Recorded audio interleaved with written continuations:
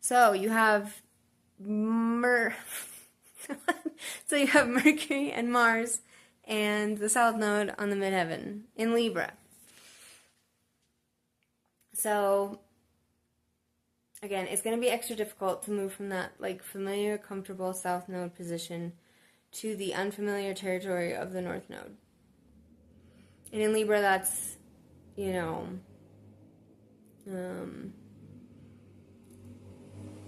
yeah, it's moving from a Venus sign to a Mars sign. So it's moving from maybe being overly focused on cooperation or and acquiescing and being kind of overly concerned with what other people are doing and thinking into a more independent, possibly a little bit more aggressive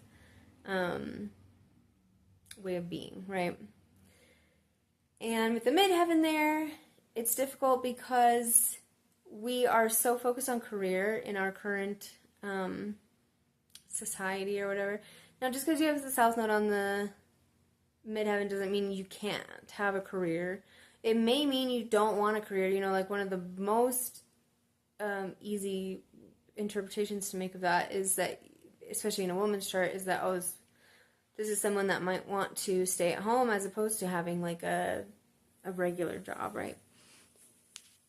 It doesn't have to be that, though. It's definitely doesn't have to be that. I have the South Node in the 10th and the North Node in the 4th, and I do not want to be a stay-at-home mom. I thought I did for a while, but I kind of tried something slightly adjacent to that, and I did not like it. So, anyway, yeah, it doesn't mean you can't have a career. Like, I still have a desire for a career, but I definitely want, you know, it's like the jobs I've done best at are the jobs where I stayed at home and I work from home.